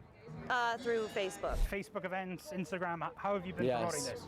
Well, I created a Facebook event for yesterday's event, and I posted after the fact that we were again coming today. I will be again making another event in regards to tomorrow. Facebook provided the fundamental coordinating infrastructure. They were sharing rideshare information. They were sharing resources. They were talking about, what they were going to wear and if they were going to have Trump flags. We now know that an internal Facebook report described the company's attempts to crack down and stop the steal as piecemeal. That document leaked by Facebook whistleblower Frances Haugen, who spent her final months at the company photographing thousands of internal documents and company chat logs. These documents are vindication that what we've been saying as a field has been true all along, and that Facebook knows it and could take action on it and decides not to. For many years, people have been talking about the Facebook effect, what Facebook is doing to culture, to society, to politics. But we didn't really know from data from Facebook whether... That's the whistleblower. The guy that I was just reading about. This is the whistleblower right here. These theories were true. What Frances has given us is an extraordinary archive of material that helps us see exactly what's going on and what they know is going on. And it is the biggest and most important contribution to understanding this incredibly important problem that we've ever had. The leaked documents, many just becoming public, were given to a consortium of news organizations, including CNN, formed the basis of a complaint to the SEC, where Haugen alleges the company misled investors and the public about its role perpetuating misinformation and violent extremism relating to the 2020 election and January 6th insurrection. Facebook executives like Nick Clegg will say it's unfair to blame Facebook for the insurrection. It's a red herring to say people are blaming Facebook for the entire thing. That's not what's happening here. And you can't at the same time be Facebook and trying to take responsibility and being very proud of all the organizing work that you've helped Black Lives Matter do, or the Occupy movements, or Standing Rock. You can't take credit for all of that and then say, oh, that thing called the insurrection, we had nothing to do with that. Another revelation from the documents, an internal memo including... That's a very good point, right? I mean, you take credit for all the positive things, but you don't take credit for any of the negative shit, nor do you try to stop them. And I want to let this go just a little bit longer. This company has got a lot of fucking cleaning house to do. They need to really figure their shit out, because this is crazy what they're doing. And I got something details of a Facebook staffer setting up a test account to see what Facebook's algorithms were recommending to users. 2019, a Facebook employee sets up an account designed to look like a 41-year-old conservative mom living in North Carolina. Her name is Carol Smith. She likes a few pages. She likes Trump. She likes Fox News. But in a week, she's getting a QAnon recommendation. I saw in there that after 3 weeks, there was actually a recommendation for a page that was the 3%ers, the militia, self-described militia involved in the insurrection. Yeah. No, I mean, again, we've suspected this dynamic. Yeah. What's striking about what Francis has revealed is that we now know that Facebook itself saw this precisely. So these are like potato chips that they feed to somebody who's got a potato chip addiction. And that is the reality of the platform. It is an addiction engine, and it profits the more it can manipulate us to consume what we want to consume most. Tony, how has Facebook responded? Hey, Anderson, yeah, Facebook's stressing that it wasn't just them, right? A lot of the Stop the Steal content, of course, was on Twitter and YouTube too. Specifically, here's a statement from a company spokesperson, Andy Stone. He said the notion that the January 6th insurrection would not have happened but for Facebook is absurd. The former president pushed a narrative that the election was stolen, including in person a short distance from the Capitol building that day. The responsibility for the violence lies with those who attacked our Capitol and those who encouraged them. He says Facebook has a long track record of cooperation with law enforcement, including the agencies responsible for addressing threats of domestic terrorism. But Anderson, I just want to highlight there from that report, I mean, what's really remarkable and what really is insightful about all of this is that test account Facebook itself set up as a 41-year-old conservative mom living in North Carolina in the summer of 2019, liked a few conservative pages on Facebook. Within a week, was being dragged down a QAnon rabbit hole, and within 3 weeks was being recommended pages about the 3%er militia. That's crazy. That's absolutely crazy. And now the things that are popping up that I've seen, not only were those things happening and sending people down QAnon rabbit holes and all the stuff because of what you set yourself up to be, you know, conservative, Democrat, whatever, you're going to get what feeds your fire. But they also have known about human trafficking. They've known about violence inciting events, and they've shut none of them down. So I don't know how people get banned from certain things. I don't know what you actually have to do. I don't make a lot of tweets. I don't do a lot of Facebook posting. I just promote my podcast, so I'm not on the scale that most people are. But what the hell? You're gonna ban certain people for having an opinion on whether or not the election was rigged, but then, and you'll tear them down, and you're like, no, because it goes along with your narrative. But then on the other side, you've got human trafficking, and you've known about it, and you're not going to do anything.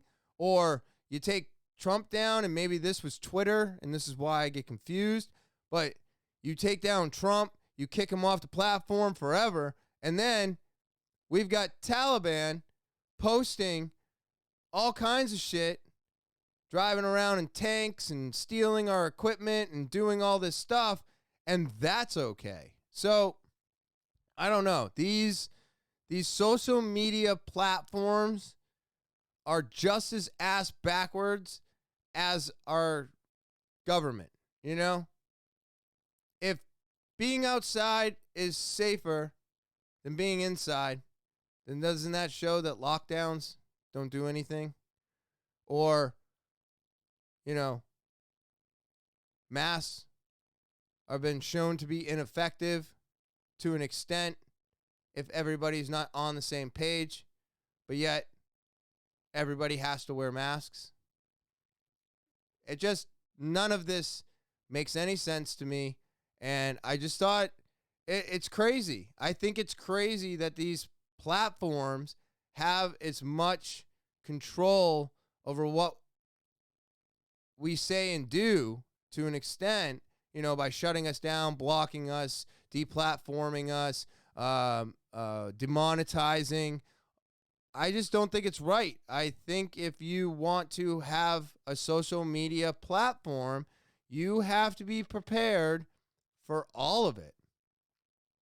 And the only thing I think is correct is if you see violence, that gets taken down. And I'm not talking about hunting or capturing something like that. I'm talking about beheadings. I'm talking about executions. I'm talking about the violence against women. I'm talking about all that stuff. Anything that is inhumane, is that the word I'm looking for? That should be taken down. They should have not only done something about the human trafficking, but they should have not taken it down, but they should have involved the police and said, hey, look, we've got all this stuff going on here, and we want to help you stop this. I mean, what are they doing?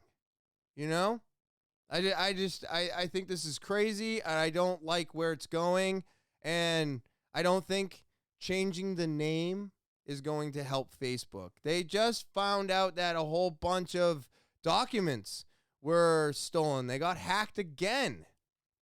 I mean, it's just a fucking shit show. So, and I wanted to look more into this because, I'm getting a new phone.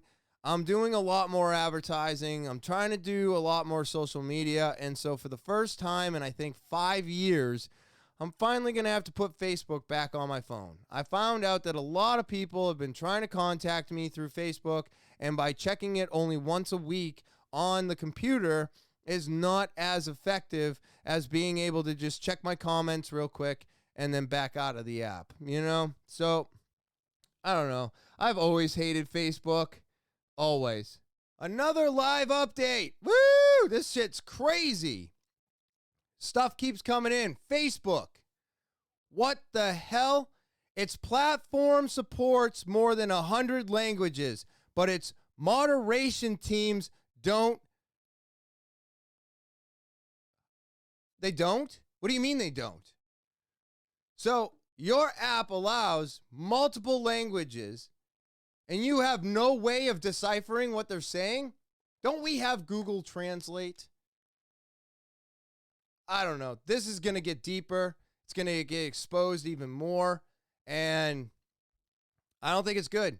Like I said, if these platforms want to have an open dialogue, they've got to allow it all. But if you want to moderate it and you want to control what is actually published, well, then shouldn't you have some way of deciphering every single language that you accept onto your platform? And, I don't think I have an and, but what the fuck is going on with all of this, huh? So, live update, Facebook. I did not know this. 100 languages are allowed to be used on Facebook, but their team doesn't know 100 languages. So, you figure they would have a computer deciphering all the languages that the people don't know. But that's probably why most of the Taliban and all this other shit is still being posted, but yet if you say Earth is flat or QAnon is real, you get demonetized and taken down off their platform. So, crazy stuff, man. Crazy stuff. Let's see. The next one. Now, I might be completely stupid for this, but it's okay. I'm used to it. I don't know what a missionary is. So when I heard this, I was like, I don't know what it is. So I pulled up the article and I never got back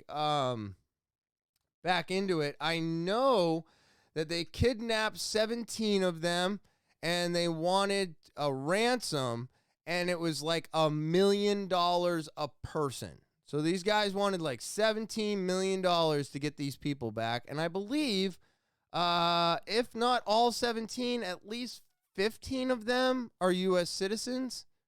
So let's see what these guys have to say about this. I was very interested. A desperate call for help, as seen in a WhatsApp message obtained by CNN. The message reportedly from one of the 17 missionaries kidnapped in Haiti. It reads, "Please pray for us. We're being harassed, kidnapped currently. They have control of our vehicle with about 15 Americans right now, ladies, men, and children." He then says they're near Gantier, the place a source in Haiti's security forces confirms is where the group was abducted, 12 adults along with 5 children, according to Christian Aid Ministries. And we're learning more about the gang who may be behind the crime, our source saying it's the 400 Mawozo gang, one of, if not the most powerful in the country. It's dozens of members with a distinct hallmark, kidnapping. Nearly a year ago, the gang's alleged leader said, "Me, I work. I'm a gangster. I carry weapons. While I'm in a gang, I have guns. I don't carry weapons to terrorize. Carrying weapons doesn't make me a gangster or a bandit." Several miles down that road there is where our source in the Haitian security forces says this kidnapping was carried out. And in a more normal situation, we would drive several miles down that road and go see exactly where this took place. But following the advice of both our Haitian producer and our security team, we're not going to go any further than this because they say it's not safe. Down that road is the suburb of Croix-des-Bouquets, which is essentially completely controlled by the 400 Mozowo gang, the gang that authorities say carried out this kidnapping. That gang and others have terrorized Haiti for years, with kidnappings exploding since January, according to a human rights nonprofit based in Port-au-Prince. Foreigners get the attention, but it's ordinary Haitians that are the vast majority of kidnapping victims, data from the organization shows. This man says kidnappings here have been happening for so long. Why did no one talk about it then? Why is the world making such a big deal about foreigners? It's because they're more important. On Monday, Haitians across the capital region took advantage of the renewed attention by staying home. Schools and businesses and transport services shut down, normally packed Port-au-Prince streets empty. It was a quiet form of protest, people demanding safety and security from a government in turmoil. Nobody is safe, says this man. Even normal people going out to buy food get kidnapped. It's even worse for someone in a car. There is so much fear in the country, even people living outside the country are afraid to come back. Jesus Christ. A missionary is a person sent on a religious mission, especially one sent to promote Christianity in a foreign country. Oh, okay. Well, that makes more sense. So they were there pushing Christianity, most likely, and then they got kidnapped because they're foreigners, and now they want the U.S. to pay them the ransom because they know how important these people are to them. So this is just their normal way of making money. They kidnap people, they give a ransom, you don't pay the ransom, they just kill the people. So, and we are not supposed to deal with terrorists, right? They make demands, they do this shit. They tell, hey, I got your person here. I want this amount of money. We're not supposed to pay it. We're not supposed to indulge them. We're not supposed to give them what they want. But then sometimes we do. Sometimes we don't. Sometimes we tell them we're going to, and then that's how we apprehend them. So this is just a fucking mess. And I don't know. Stay out of these places, people. Right? I mean, I'm sorry. I know that this is probably just me, but why are you pushing Christianity on them? Why are you there? I just don't understand sometimes why we do the things we do.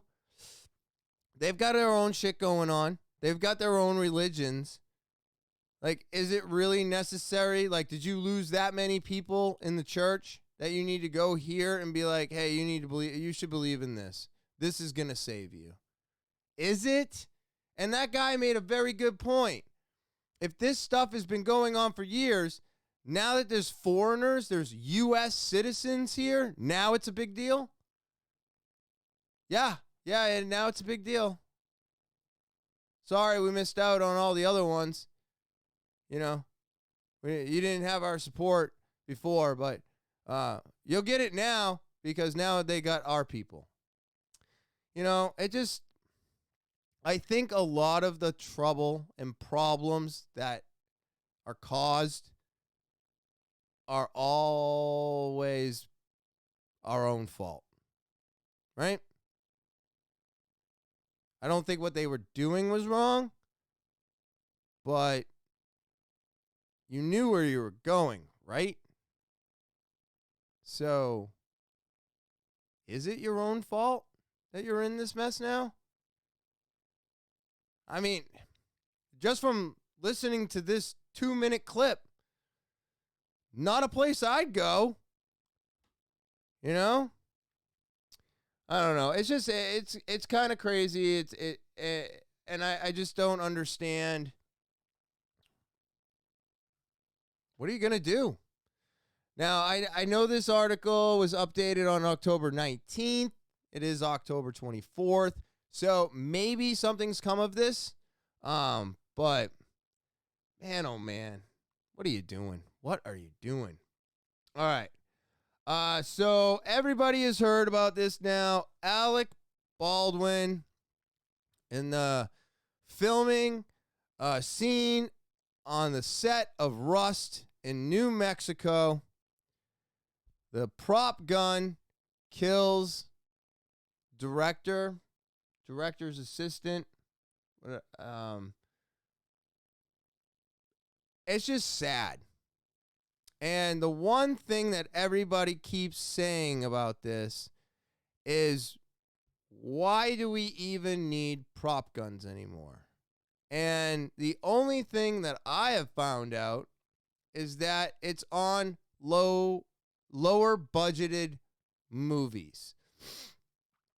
They don't have the same capability as the big budget movies, so they tend to go more towards older technology than paying for the CGI and all this other stuff that can be done today,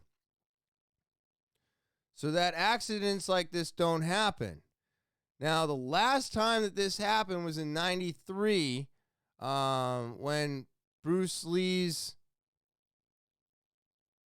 son died? Or was it Bruce Lee? Oh my God, I'm having a brain fart. I apologize. But it was 1993, the last time that this happened. I guess now there's a lot of protocol you got to go to before that gun gets into the actor's hand and it actually gets used in the scene. And they were filming this shootout scene. There might have been a close-up or something, and the way that the camera was positioned put her in line of the gunfire, and now you have a tragedy. I don't think this is his fault. I don't really think this is anybody's fault. Now, I say this because we're always looking for where to point the finger. But what we don't realize is no matter how much protocol, how safe you try to be, how much red tape you have to go through before the gun goes into his hand and gets used in the scene, there's always room for human error. There's always room for something to go wrong. We don't want things to go wrong, but you're already on a low budget movie, so things can go wrong. I'm not saying that it's the lack of funds that made this happen. I don't know if it was the person that was handling the gun. I don't know if it was the person that checked the gun. I don't know If I read this correctly, there was 2 or 3 other people handling this thing before it got handed off to him. And they got to go through all, and as soon as he gets handed the gun, they have to let everybody know, cold gun on the set, blah, blah, blah, blah, blah. So they took all the steps. They took all the measures. They did everything. They had all their checks and balances. They did it all. And it still had an issue. It still killed somebody. Damn it, this is tough. This is tough because everybody wants to point the finger, and they're pointing the finger at Alec Baldwin, which I think is crazy. I am just like, why? Why is it the actor's fault? If I was going to act, which sounds really cool, to be doing that. But if all the people that were handling that thing handed it to me, they were like, okay, cold gun. And I go, cool. And they're like, action. And I'm like, you die. And that person dies because of the gun that you just gave me that you said was cold and ready to go. Well, I'm going to look at you and be like, what the hell just happened? But because of where Alec is in his popularity and his fame, everybody was pointing the finger at him. I was blown away by it. I don't agree with that at all. I definitely think that if there is somebody to blame, it's going to be one of the prop people. I mean, how many times do you have to check that thing? And it's like, I don't think they've said whether or not it was live ammo or a fragment of something. And from what I heard was it Brandon Lee? Maybe it was Brandon Lee. Oh man, I'm gonna kick myself. But from what I heard on that story after digging into it from this story was he got handed the gun and as a joke held it up to his head and pulled the trigger. And a fragment of something flew out of the gun, embedded into his head, and killed him on the set of The Crow. And I was unaware of that. When I heard the story when I was younger, I heard that somebody was shooting at him and then the fragment killed him. But on a gun, period, you should never point it at your head. You should never point a gun at anything you're not going to shoot. Okay? Number 1 gun safety rule. Never point that fucking thing at anything that you're not going to shoot. So, and of course, 93, everything was a lot looser back then. So they probably were like, oh, that's so funny. And then he pulled the trigger and everybody was like, no, because from what I've heard is even on a prop gun, the air being pushed out of that gun on discharge can break skin. There's still gunpowder. It still makes a bang. But today, why do we need that gun to make a bang? Why does that gun even need to fire? He couldn't just hold the thing up, pull the trigger, and then they add in the bang bang and the people falling and the gun burst of fire. You couldn't add any of that in today. Oh, come on. Come on. I bet you after this event, I bet you it'll be CGI mandatory from here on out. Doesn't matter if you're low budget, or a high budget, they will make it so that these guns probably never find their way back on set. It's just too dangerous. It's too dangerous. You have to have too many people touching it. And yeah, sure, they might be firearm experts and all this, but we're human. This was a human error. And I truthfully believe this was not Alec Baldwin's fault. He just happened to be the actor holding the fucking gun. But that doesn't make it his fault. That thing had to go through protocol. Now, I do want to hear what they have to say about this. So we're going to pop up the screen here. Bloop. Abrams, ABC News chief legal analyst, and film prop master Dutch Merrick. Thank you both for being with us. Dan, I'm going to begin with you because there are obviously a lot of legal questions to sort through. Namely, first and foremost, will Alec Baldwin face criminal charges in this? Right, so let's separate out Alec Baldwin, the actor, versus Alec Baldwin, the producer. In either case, you need negligence. You need something he should have done that he didn't do, or he did something that he shouldn't have done. Based on what we learned from those search warrants, it does seem Alec Baldwin, the actor, didn't do anything, if everything is accurate there, wrong. Meaning someone yells cold gun, meaning there is no, it's not an issue.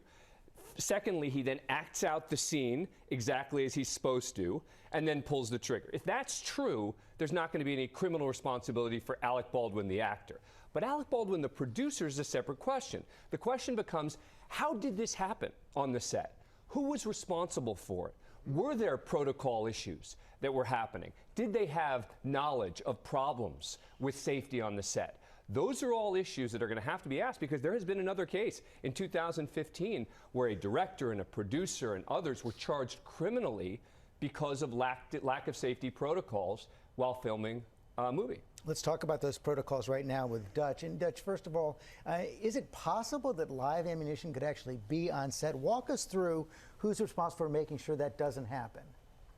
Well, firstly, it's a very somber moment in Hollywood. Hollywood is a very tight family nationwide, and this ripples through all of us. There's almost no reason for a live ammunition on a set, and I say almost because it's extremely rare when they use a live ammunition shot. It's very specific, and there's a very thorough chain of events, a chain of command of who handles the firearms. First and foremost is the armorer. They're ultimately responsible for the guns, and they hand the guns directly to the actor. They let them know that they're cold or hot, whether they have blanks in them or not. They would never have it during rehearsal. The ultimate arbiter of safety on a set is the first assistant director. Everything boils down to them. They wear that. And a first assistant director grabbing a gun off a cart is unheard of in Hollywood. This doesn't meet the safety standards that we do every single day in Hollywood. Hundreds of thousands of rounds are shot month in and month out in films, motion pictures, and we do it safely. We've done it for 100 years. There's clearly been a breach. Why there was live actual ammunition on the set? I mean, our minds, the armorer community, we've been talking about this for the last few days, trying to brainstorm why would this happen. Somebody brought a box of ammo. Was someone doing a gun demonstration on the set out in the desert with live ammo? It's really hard to say. Our job is to create a safe environment for the actors so that they can go home with the trophy. They can play fully when they know it's as real as possible, but ultimately it's safe and nobody's going to get hurt. Well, Dan, as Dutch explains here, that's almost it's inexplicable for a live round, not just to be in the gun, but even to be on set. So you talked about criminal charges, but when you talk about a civil case here, who is now responsible? You talk about Alec Baldwin, the producer, but it's an independent film. Who is ultimately responsible, could be held that type of liable for I expect that there will be a civil case, that there will be civil damages awarded in connection with this because of exactly what Dutch just said, which is there is no good explanation for how it ended up there. Someone did something wrong. There was some negligence at the least on that set, and as a result, I expect at the least that there will be a civil case with damages paid out. Dan and Dutch, thank you both very much. All right, there's a piece of information I didn't know. I didn't know Alec Baldwin was the producer. So see, there you go. If he's the producer, then he might be in some trouble because of protocol. And I did not know that they've been firing real guns on sets for 100 years. So there might still be a need for it, but I have this funny feeling with the way technology is today and the way that we have things so easily to avoid all this. It's so easy to avoid all this today that might become the standard to avoid this entirely from here on out. And I didn't know there was another episode, another incident in 2015. So, 93, 2015, and now 2021. So it looks like we've had 3. And hopefully it doesn't happen again. And I know we need to find somebody to point the finger at. And maybe this wasn't just a human error. Maybe this was a protocol error, a safety issue. But hopefully they'll just figure it out. And whoever caused this to happen will be held accountable. But, I mean, it just sucks. It's sad. Nobody should die on a movie set. It just sucks.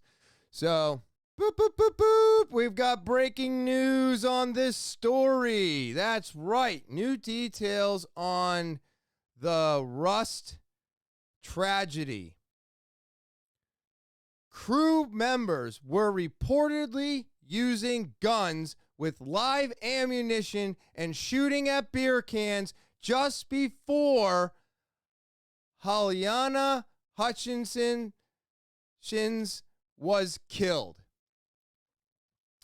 So, crazy shit. We are finding out that these people were playing with guns and shooting at cans before the incident happened. So the possibilities of a live round being in that gun are very high. And I don't remember if it was the director or somebody else, but whoever was next in charge had been fired from a movie set for protocol safety issues. So, again, I understand that we're trying to point the finger, but it's not at Alec Baldwin. It's at whoever was in charge. And why? It's so crazy when information gets crossed like that. This person got fired for having protocol issues, safety issues, and winds up on another set, and now somebody's dead. Crazy shit. Live update. And then one of my next ones, I thought this was really cool. It's a short. And this scuba diver found a really cool friggin' article in the ocean. Ah, crap. A diver recovered a sword believed to have belonged to a crusader from the Mediterranean.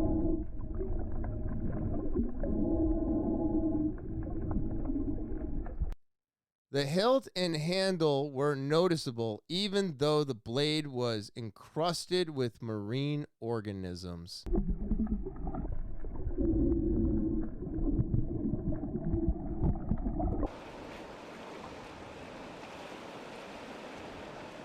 The director of the Marine Archaeology Unit at the Israel Antiques Authority. Whoa, that is fucking neat, huh? Says the location where it was found was likely a shelter for seafarers. I don't know what a seafarer is. Is that an anchor? Looks like an anchor, right? The sword believed to be around 900 years old. Wow. What is that? Will be displayed after cleaning and restoration. I was just going to ask if they were going to clean it up, or can you? Imagine that. 900 years old. And if they get all that shit off of it, we might actually see what the actual sword looks like. I mean, isn't that cool? I think, I don't know. I always say, oh, you think it's cool? I think it's cool. No shit, dude. That's why you're fucking showing it. But I can't wait to see what it looks like cleaned up. Because if that sword is 900 years old and it made it through all of this, and we get to actually see its truth? I don't know if it's the truth. What the fuck am I looking at? When I look at it, it looks like a crustacean, but if you clean it up, it brings it back to its original form. And if it's still holding up today, that's amazing. You know? I don't know. I like I said, I loved it. I love history. I like learning from our history, and I think it's even cooler when we get artifacts from the past, and we get to see them today. And that's a sword from 900 years ago. All right. NASA's Perseverance rover captures the sound of Mars. I listened to this. It is a little long. I'm only going to play a clip of it. I don't think you actually get to see anything, but here we go. On NASA's Perseverance Mars rover, we have not one, but 2 microphones. And these microphones are the very first instruments of their kind ever to go to Mars. I'm Nina Lanza, and I'm a scientist at Los Alamos National Laboratory. Hi, I'm Justin Mackey, an imaging scientist at NASA's Jet Propulsion Laboratory. One of the microphones is mounted on the mast and moves around as we point the cameras. The other microphone is mounted to the rover body, and it stays fixed onto the port side of the rover. The 2 microphones that we sent were commercial off-the-shelf items. So these are things that you could just buy on the internet, and we put these on our rover. It gives us a new dimension for which we can explore Mars and learn about the Martian environment. First, we can just learn. I'll be honest with you. I thought the microphones were going to be much more sophisticated than that. About the atmosphere by understanding how sound propagates through it. But we can also listen to the sounds of rover analyses on rocks and learn about rock material properties from that. And finally, we can also listen to the sounds the rover makes to understand better the state of health of our instruments. There's a difference between Mars and Earth sounds. Sounds on Earth have very rich harmonics. You can hear multiple frequencies. It gives a really nice depth to the sound. On Mars, the atmosphere attenuates a lot of those higher frequencies, so you tend to hear the lower frequencies, and it's a much more isolated sound, a little more muted than the sounds we hear on Earth. We've put together a list of some of the sounds we've recorded on Mars to date, so let's take a listen. This is the sound of wind on Mars. This was recorded February 22nd. For the first time, we can hear the wind blowing across the surface of Mars, to go along with all of the images that we've acquired of dust devils and dust storms over the many years of exploration on the surface. This is the sound of the rover driving on Mars. This was March 6th, 2021. This sound might be a little bit weird because it doesn't sound like a regular driving sound, but that's because the rover's wheels are made of metal. So this metal is rolling over rocks and sand, and it makes this really clanky, squeaky sound. Next, we have the SuperCam laser zapping rocks. We've taken a lot of pictures of rocks that have been zapped by the SuperCam, the little marks in the rocks, and for the first time we can hear these laser shots. When it zaps a rock, it actually makes a sound. We can listen to that sound and learn something about the properties of the rock that we're analyzing.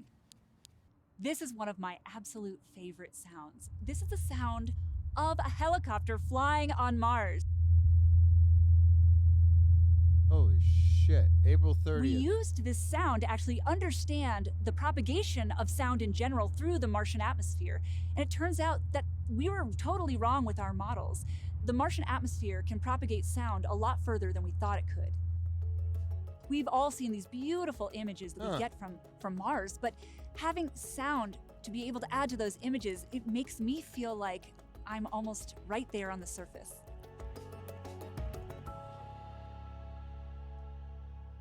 Well, that is awesome. So, sounds on Mars, right? Putting the whole picture together, and it is absolutely incredible. I love it. I don't know. I just find it to be so interesting. And who would have thought simple little mics you get off of Amazon or the internet, she said, right? Which most of us are ordering from Amazon. So, not highly sophisticated microphones, just something simple. They threw it on there, and now they're collecting the sound to go with the pictures to create a better story. So, really neat. I mean, I think we're going to know a lot about our solar system come 2023. I think we're going to wind up finding out a lot of shit within the next year. But that's it, everybody. It's Monday afternoon. I am waiting on a phone call, and I've got to get ready for the rest of this week. Make sure you set those alarms, all right?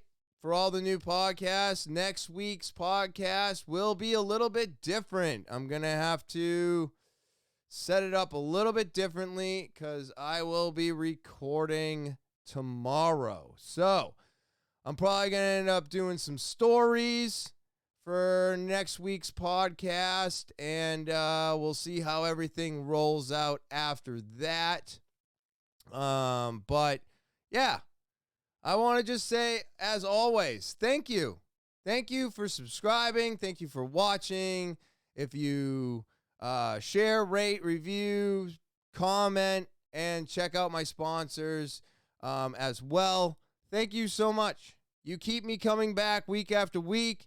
You keep the podcast afloat, and I greatly appreciate it always. So if you are new to the podcast, remember the most important thing, the only thing I want you to do is hit that subscribe button.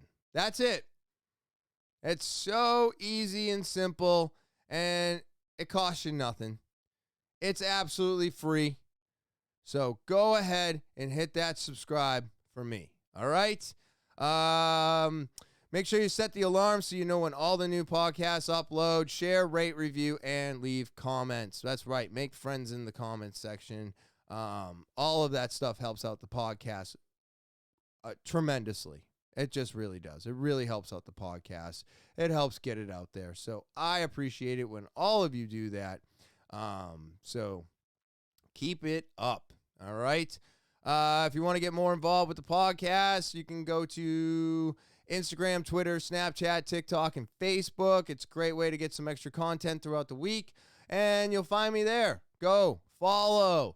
All right, Instagram, Twitter, Snapchat, TikTok, and Facebook. It's all right here at the bottom of the screen or in the description below the video. And then, of course, if you want to get even more involved with the podcast, send an email over to talkinwithtopher@gmail.com. That's right, talkinwithtopher@gmail.com is the official email of the podcast. And if you want to get more involved, that's where you need to be sending that information to. And if you want to get some free merch, yeah, free for you for giving a story, your story, somebody else's story that needs to be heard to get you involved with the podcast, but you got to send it over to talkinwithtopher@gmail.com. If you want to get that free merch, put slow down in the subject line, and if I pick it out, read it out, or even have you on the podcast, then you're going to get some free slow down merch. All right. But you can only do that if you send your email or if you send your story over to the official email of the podcast with slow down in the subject line. Again, that is talkinwithtopher@gmail.com. That's talkinwithtopher@gmail.com. And as always, I want to just wish everybody a happy Thursday. I hope you enjoy the rest of it.